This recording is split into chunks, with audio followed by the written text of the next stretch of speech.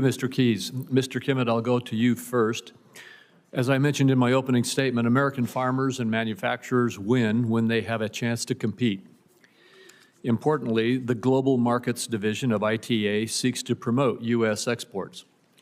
If confirmed, how would you plan to support this important function, particularly at a time of increased retaliation against American companies and farmers?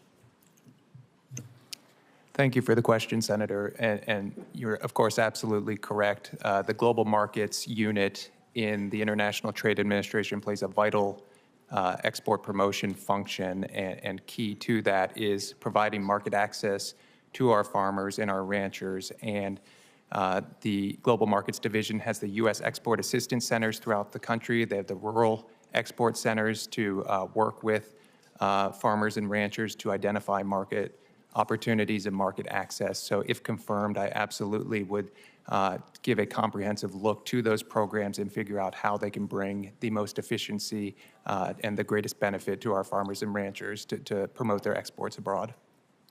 Thank you.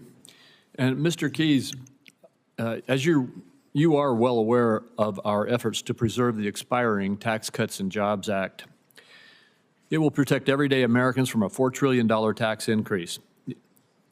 The child tax credit would be cut in half if it expires, and the standard deduction, which about 90% of all taxpayers now utilize, would be significantly reduced.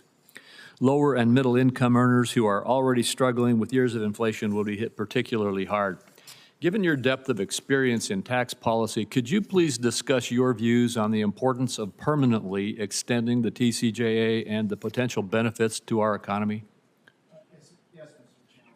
Chairman. And let me start by focusing specifically on the standard deduction and the child credit. Those provisions, the standard deduction in particular, was increased dramatically in the TCJA. The revenue associated with that one change was $720 billion over 10 years, thus illustrating how important that provision is. In terms of looking at the impact, specifically a family of four, if that provision is allowed to expire, will have a standard deduction and child credit of $23,200. If the provision is extended, the combination of the standard deduction and the child credit will be $34,850. These are meaningful numbers for the average family of four. But I would go beyond that and point out that the TCJA has proven to be a very successful pro-growth piece of legislation, particularly if you look at the revenue that's been generated from 2017 to 2024. In 2017, total federal revenues were $3.316 trillion. In 2024, it was $4.918 trillion. That represents a 48.3% increase over that time period. In terms of the corporate income tax, revenues increased from $297 billion in 2017 to $529 billion in 2024. And I would also point out that the CBO's 2017 projections of corporate revenues were woefully understated. Specifically, if you take 2024, the CBO forecasts that the revenues would be $405 billion. Again, they were actually $529.9 billion, 30% higher than what had been projected in 2017.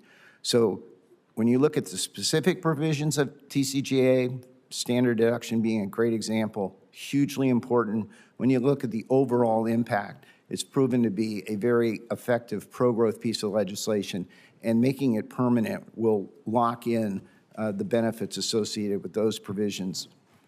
Well, thank you. I only have time for one more question, and it will also be for you, Mr. Kies. I'm sure you're very familiar with the congressional scoring process for tax from your time at JCT. If tax rates are scheduled to increase like they are right now, and if we don't act, preventing that tax hike is counted as a cost in collected future revenue, even though many spending programs are assumed to be extended beyond their expiration. Critics argue that we'll be increasing the deficit if we use a current policy baseline, and saying that that's hiding the cost and increasing, like I say, letting a tax increase happen is increasing the deficit. I think we should change the way we score and look at what's actually real. keeping the law the way it is. Could you just take a few minutes to discuss your views on this scoring aspect of tax policy and on the current policy baseline procedure in general? So obviously, this issue's attracted a lot of attention. A current policy baseline is a path to achieving permanence in the tax code. Permanency is an important outcome for both individuals and for businesses. And the current policy baseline is consistent with the way in which, since the '74 Budget Act, CBO has scored spending decisions. Having said that, the current policy baseline is a tool for members of Congress to evaluate the merits of legislation. There will also be a current law baseline, and all of those are pieces of information that will help inform important decisions. What the current policy baseline does highlight is the fact that if you allow a current policy to expire, it does have the consequence of being the equivalent of a tax increase. And based on the numbers which Senator Wyden has cited from the Joint Committee, a sizable tax increase. So it's a tool to evaluate and make decisions, but ultimately members of Congress have to make the judgment about what's the right policy for tax policy going forward. Thank you. Thank you, Mr. Chairman. More trade chaos this morning, Mr. Kimmit. We've been looking at the financial indexes